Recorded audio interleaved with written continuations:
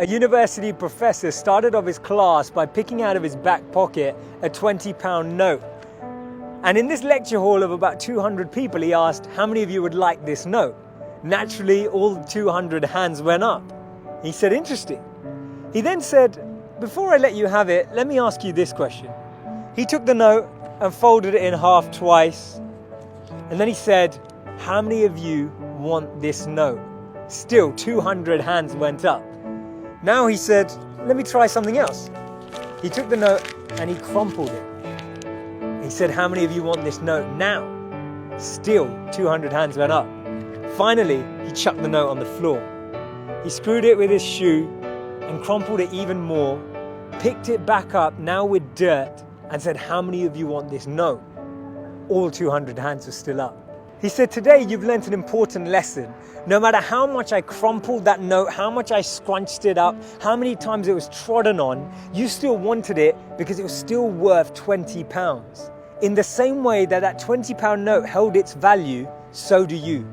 No matter how many times life will tread on you, life will crumple you, life will scrunch you, and life will squeeze you, you will always keep your value, that spark within us all of bliss, knowledge, and eternity that exists. That spark will never be taken away. Our value is not created by the price of our clothes or our bank balance or the job title that we have. See, we should be building life and not just building our CVs. In the middle of 2009, he was the software engineer that no one wanted to hire. He had 12 years of experience at Yahoo, but he was rejected by Facebook and then rejected by Twitter. He'd been to a great university. He had a great CV. But he decided to team up with one of his alumni members at Yahoo and started to create an app and focus on the startup space. In 5 years' time, he sold that app for $19 billion to Facebook. Believe it or not, that was Brian Acton, the co-founder of WhatsApp. When he was rejected from Facebook, he said it was a great opportunity to connect with some fantastic people. I look forward to life's next adventure. When he was rejected by Twitter, he responded by saying, worked out, it was quite a long commute.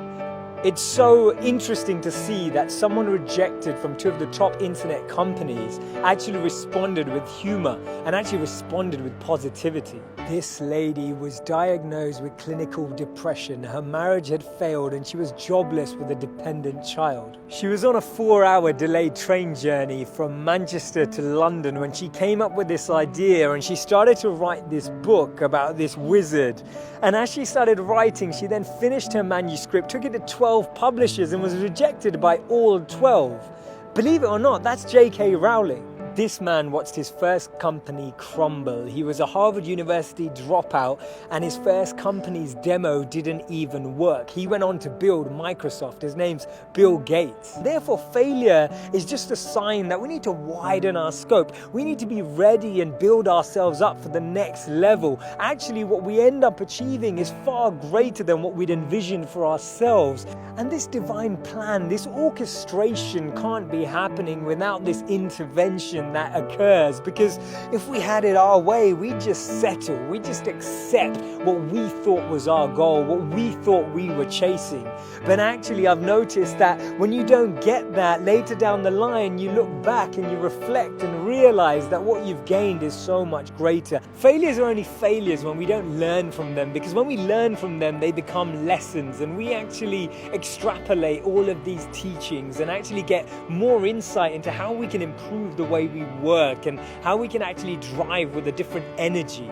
The challenge we have is that we only talk about people's failures when they succeed, and that's why they become this taboo, or we feel like their failures never happened. We need to share these stories earlier. We need to bring out these stories and experiences on the journey so that people who are on the journey can actually follow in those footsteps. And that's why Steve Jobs said you can't connect the dots moving forward. You only can when you're looking backwards.